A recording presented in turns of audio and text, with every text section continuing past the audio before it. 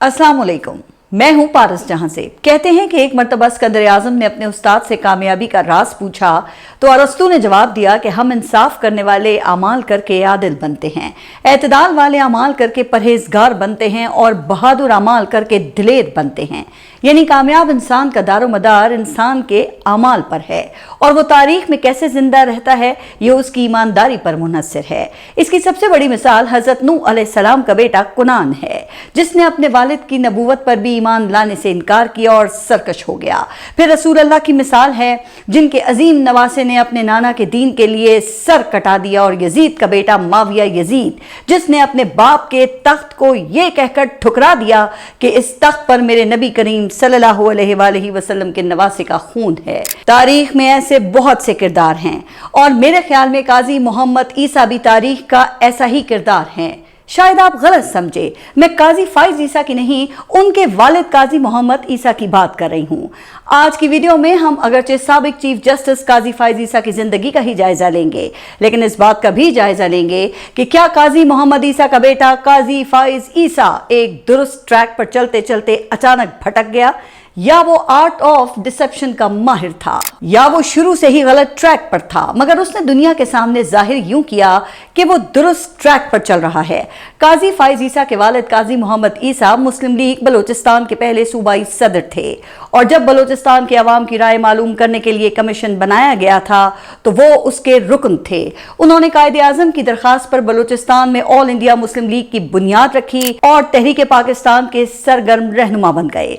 उनके वालिद यानी काजी फाइज ईसा के दादा काजी जलालुद्दीन अफगानिस्तान से हिजरत करके बलूचिस्तान के इलाके पशीन में आ बसे थे, और वो रियासत कल्लात में वजीर आजम के ओहदे पर भी फाइज रहे थे। यानी ये बलूचिस्तान का एक नामवर खानदान था। काजी फाइज ईसा 26 अक्टूबर 1969 को बलूचिस्तान के इलाके पशीन में पैदा हुए। पशीन जनरल अयूब खान और भारत के मशहूर मज़ाही अदाकार कादर खान की भी जाए पैदाइश है।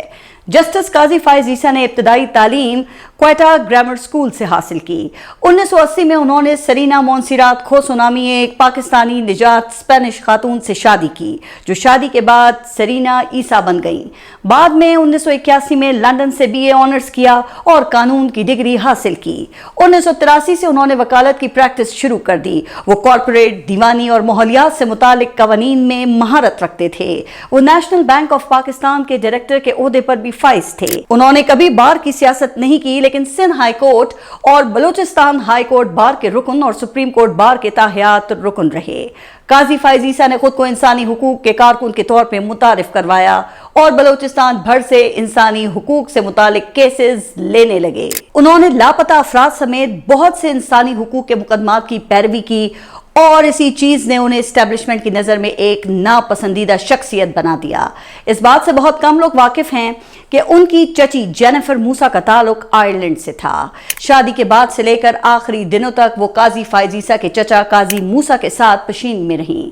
1970 के इंतखाबात में नेशनल अवामी पार्टी के प्लेटफॉर्म से रुकने असेंबली भी मुंतखब हुई। पाकिस्तान में उन्हें क्वीन ऑफ बलोचिस्तान के नाम से याद किया जाता है। उनके बारे में कहा जाता है कि उन्होंने 1973 के आइन पर दस्तखत करने से सिर्फ इसलिए इनकार कर दिया था कि उसमें उनकी दानिस्त में सूबों की खुद मुख्तारी का तहफ़्फ़ुज़ नहीं किया गया, लेकिन बाद में उन्होंने 1973 के आइन पर दस्तखत कर दिए थे, जिसकी तस्वीर आप अपनी स्क्रीन पर देख रहे हैं। पाकिस्तान के नामवर डिप्लोमेट और साबिक सिफारतकार अशरफ जहांगीर काजी, काजी मोहम्मद मूसा और जेनिफर मूसा के बेटे हैं, और इस मुनासबत से अशरफ जहांगीर काजी जस्टिस रिटायर्ड काजी फाइज ईसा के फर्स्ट कजन भी हैं। आपको 2 मई 2011 तो याद होगा ना? नहीं याद? चलें आपको एक हिंट दे देते हैं। आपको अमेरिका का एबटाबाद ऑपरेशन तो याद होगा ना? यकीनन आप समझ गए होंगे, जब यूएस मरीन्स ने अफगानिस्तान से पाकिस्तान की सरहद के 100 किलोमीटर अंदर आके एबटाबाद में 1 घंटे तवील ऑपरेशन करके अपने most wanted terrorist Osama bin Laden को मारने के बाद उन्हें समंदर बुर्द करने का ऐलान किया था, और हमारे सदर आसिफ अली जरदारी ने अमेरिका को इस कामयाब ऑपरेशन पे मुबारकबाद दे डाली थी। आपको वैसे ये भी याद होगा कि एबटाबाद ऑपरेशन की इंक्वायरी के लिए साबिक चेयरमैन नैब जावेद इकबाल की सरबराही में कमीशन कायम किया गया था। अशरफ जहांगीर काजी भी उस कमीशन के रुकन थे और उस कमीशन की मुकम्मल रिपोर्ट आज तक मंजर-ए-आम पर नहीं आई। खैर, तो हम जस्टिस काजी फाइजीसा की बात कर रहे थे। इंसानी हुकूक से मुतालिक केसों की पैरवी ने उन्हें मुमताज कर दिया था।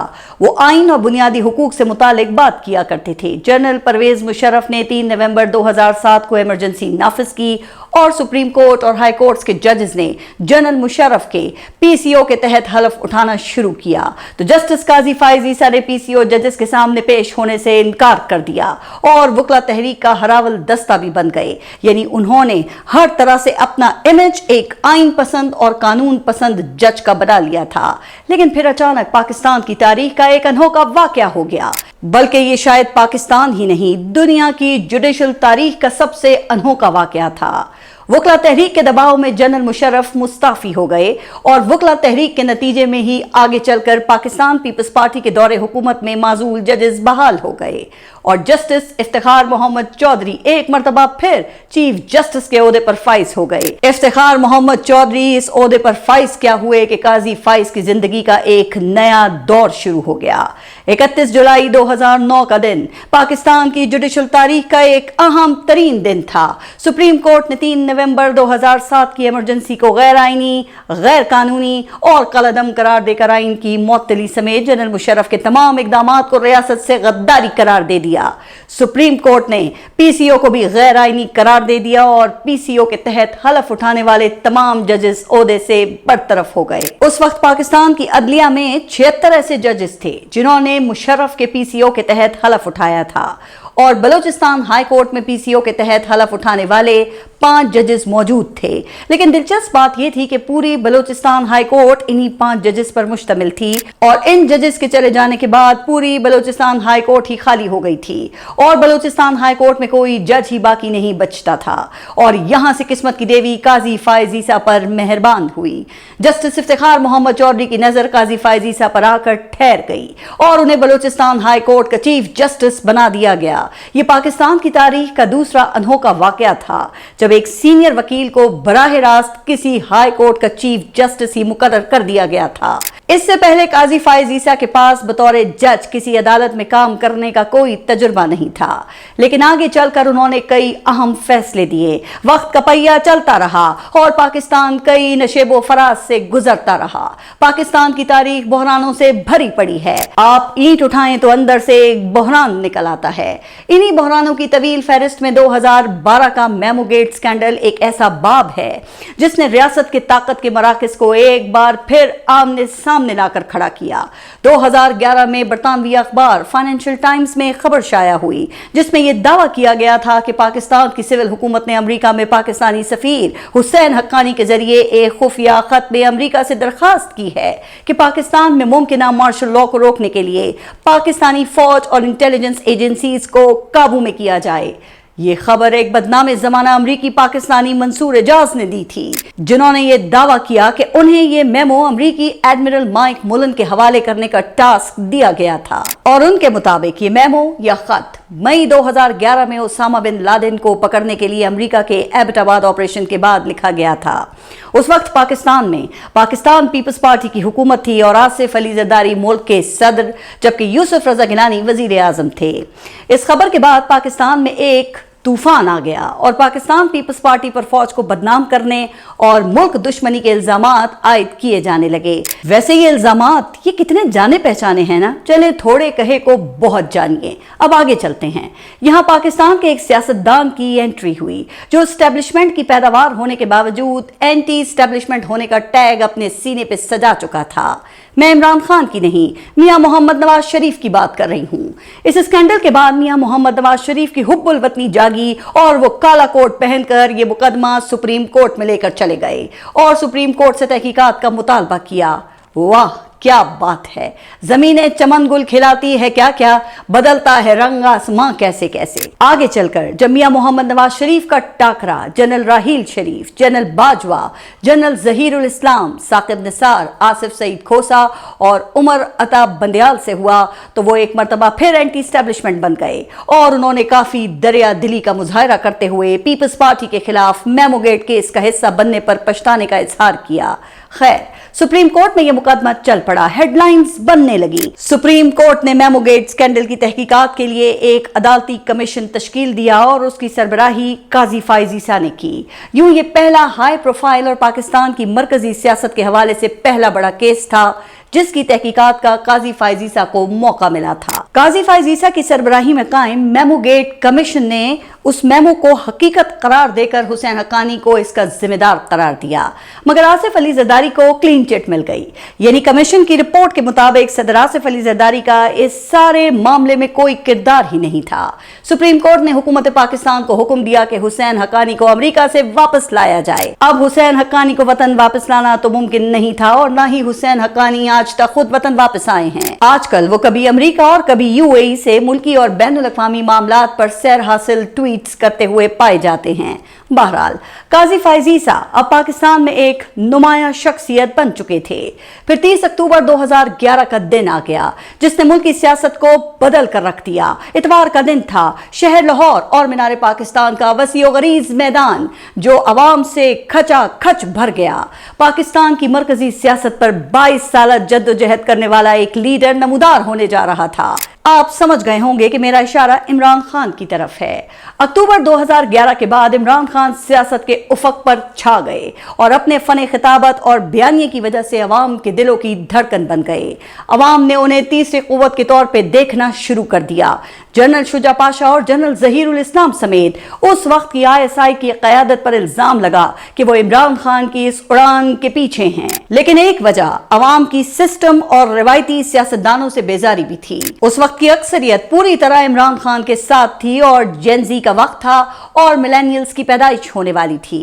उन्होंने बचपन से ही इमरान खान का तब्दीली का बयानिया और रिवायती सियासतदानों को करप्ट, चोर और मुल्क दुश्मन सुन रखा था। फिर इमरान खान ने जिस तरह जलसों पर जल से जोशीले खिताबात, मुसलसल टीवी इंटरव्यूज और बेहतरीन सोशल मीडिया मैनेजमेंट के जरिए अवाम से राब्ता रखा, वो अपनी मिसाल आप है।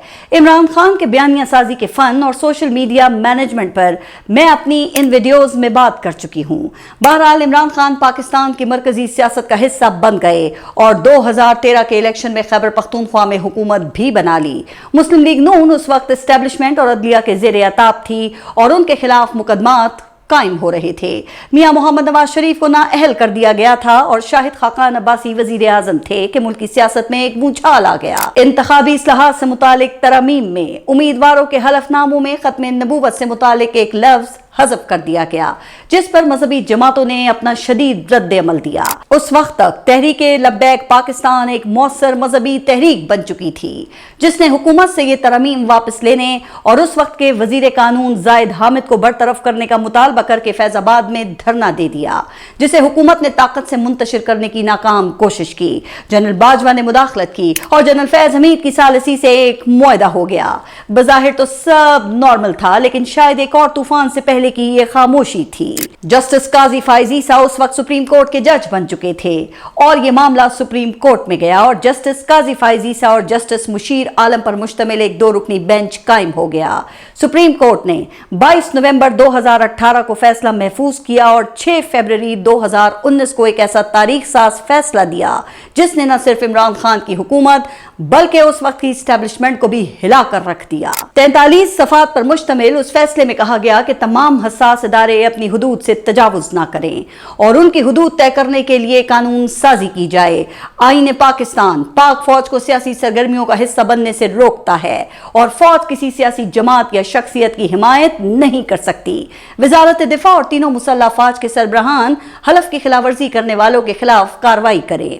इस फैसले ने जस्टिस काजी फाइज ईसा को वकला और जमहूरियत पसंद तबके में एक हीरो बना दिया, लेकिन एस्टेब्लिशमेंट की नजर में वो ज्यादा बड़े विलन बन गए। एस्टेब्लिशमेंट को एहसास था कि अगर justice Qazi Faez Isa chief justice बन गए तो उस वक्त की फौजी क़यादत जिस पर उस मुबैना धरने की पुष्ट पनाही का इल्जाम था वो इंसाफ के कटहरे में आ जाएगी और यहां पाकिस्तान तहरीक इंसाफ की हुकूमत इस्तेमाल हो गई। इमरान खान की हुकूमत ने शायद वो गलत फैसला किया जिसका खुमियाजा आगे चलकर भुगतना पड़ा।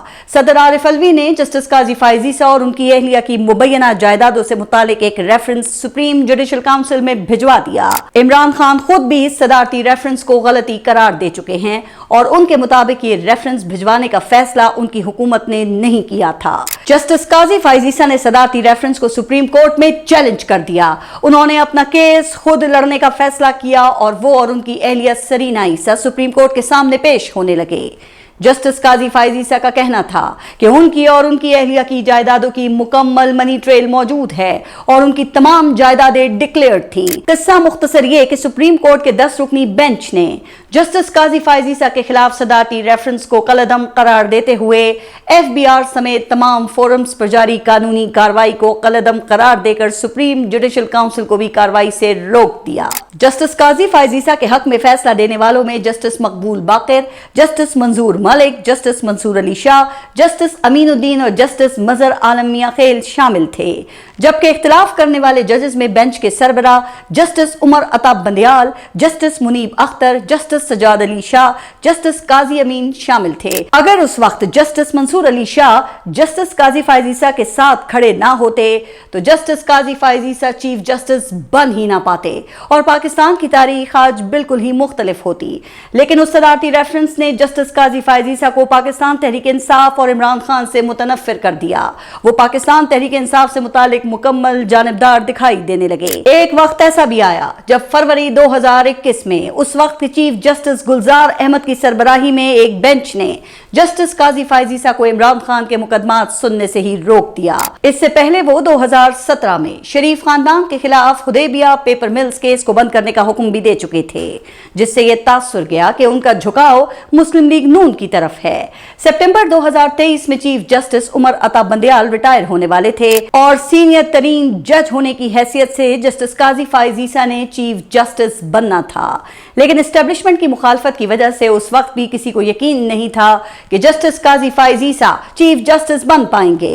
इमरान खान की हुकूमत खत्म हो चुकी थी और सानहा 9 मई के बाद पाकिस्तान तहरीक इंसाफ की स्ट्रीट पावर का खात्मा कर दिया गया था। लेकिन इन तमाम तरखदशात के बावजूद जस्टिस काजी फाइज ईसा 17 सितंबर 2023 को चीफ जस्टिस ऑफ पाकिस्तान बन गए। उन्होंने आते ही सुप्रीम कोर्ट में मुकदमात की समाअत को लाइव नशर करने का हुक्म दिया। ये एक मुनफरिद कदम था जिसे अवाम की तरफ से सराहा गया। लेकिन जो जो वक्त गुजरता गया काजी फाइज ईसा की शख्सियत का मनफी पहलू सामने आने लगा। वो एक शॉर्ट टेम्पर्ड जज के तौर पे जाने लगे जो वकला को बोलने का मौका जरा कम ही देते थे और साइलिन की तजलील करने लगे। वो जिस अंदाज में मुकदमात की समाअत किया करते थे उनके रवैये से अंदाजा हो जाता था कि इस मुकदमे का फैसला क्या होगा। वो इमरान खान के खिलाफ अपना बुग़्ज़ अपने रिमार्क्स में जाहिर करने लगे। काजी फाइज ईसा के रवैये से उनकी शख्सियत का बुत चंद ही दिनों में धड़म से गिर गया। जो शख्स कभी आइन की बालादस्ती का अलमबरदार समझा जाता था वो आहिस्ता आहिस्ता अपने ही अंदाज़े गुफ्तगू से खुद पसंदी का असीर दिखाई देने लगा। अदालत जो बर्दाश्त, तहम्मुल और गैर जानिबदारी की अलामत होनी चाहिए, वहां उनका लबो लहजा अक्सर ऐसा महसूस होता था जैसे फैसला पहले से ही हो चुका है और कार्रवाई महज एक रस्मी कार्रवाई हो।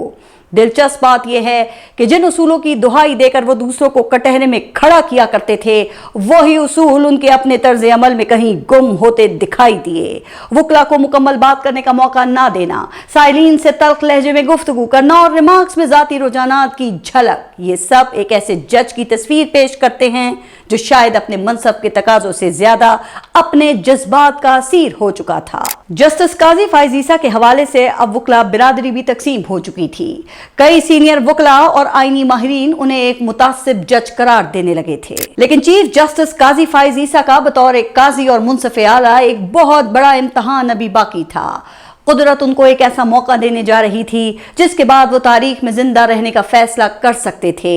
उस वक्त पाकिस्तान तहरीक इंसाफ एस्टेब्लिशमेंट के अताब का शिकार थी और पाकिस्तान तहरीक इंसाफ के खिलाफ वो इकदाम किए जा रहे थे जिनकी तारीख में मिसाल ही नहीं मिलती।